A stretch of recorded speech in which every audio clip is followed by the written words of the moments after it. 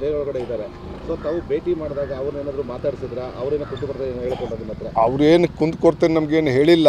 ನಾವು ಅಷ್ಟೇ ಕೇಳಿದ್ವಿ ಅವ್ರದ್ದು ಡೇಟ್ಸ್ ಏನಿದೆ, ಹಿಯರಿಂಗ್ ಟ್ರಯಲ್ ಆಗ್ತಾ ಇದೆಯಾ, ಅದರ ಬಗ್ಗೆ ಏನು ಸಮಸ್ಯೆ ಇದೆ, ಅವರು ಯಾರಿಗೇನು ಸಮಸ್ಯೆ ಇಲ್ಲ, 6 ಜನ ಇದ್ದಾರೆ ಇದರಲ್ಲಿ. ಆನಂತರ 17ನೇ ತಾರೀಕಿಗೆ ಅವ್ರದ್ದು ಬಹುಶಃ ನೆಕ್ಸ್ಟ್ ಡೇಟ್ ಹಿಯರಿಂಗ್ ಇದೆ.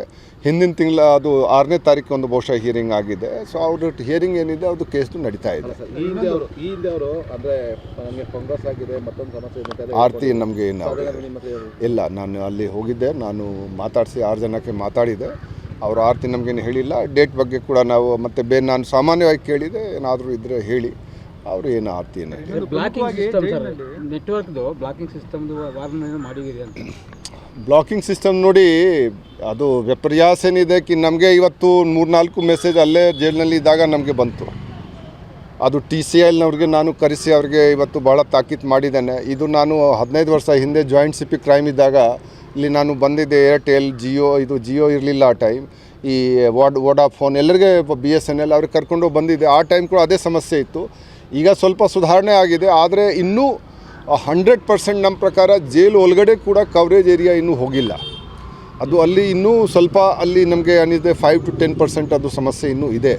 ಸೊ ನಾನು ಇವತ್ತು ಅವರಿಗೆ ಹೇಳಿದ್ದೇನೆ, TCILನವರು ಕೂಡ ಬಂದಿದ್ದರು, ಈ ನೀವು ಜೈಲು ಒಳಗಡೆ ಏನಿದೆ ಅದು ಇದು ಗುರುತಿಸಬೇಕು, ಯಾವ್ಯಾವ ಸ್ಪಾಟ್ ಇದೆ ರೀತಿ ಬ್ಲ್ಯಾಕ್ ಸ್ಪಾಟ್, ಅದು ನಾವು ಹಾಗೆ ಪರಿಹಾರ ಮಾಡಬೇಕು. ಮತ್ತು ಹೊರಗಡೆ ಏನಿದೆ 1 ಕಿಲೋಮೀಟರ್ 2 ಕಿಲೋಮೀಟರ್ ನಂತರ ಕೂಡ ಜನ ಅದು ಸಫರ್ ಆಗ್ತಾ ಇದ್ದಾರೆ. ಅದು ಕೂಡ ಆಗಬಾರ್ದು.